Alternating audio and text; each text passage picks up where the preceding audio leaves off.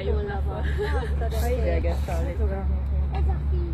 Milyen jó kis izéje van. A fő idegesik. Akkor Idegesítsük már.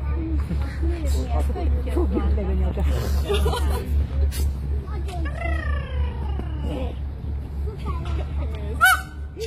Oda néz.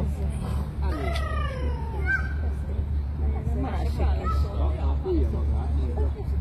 Látod, a nyaka egyre vastagabb, nem mérgesedik. Az, erre számítunk. Milyen hosszú. Tök szép az a kék szín. Nézd, milyen szép a feje is. Látod, Lili, látod?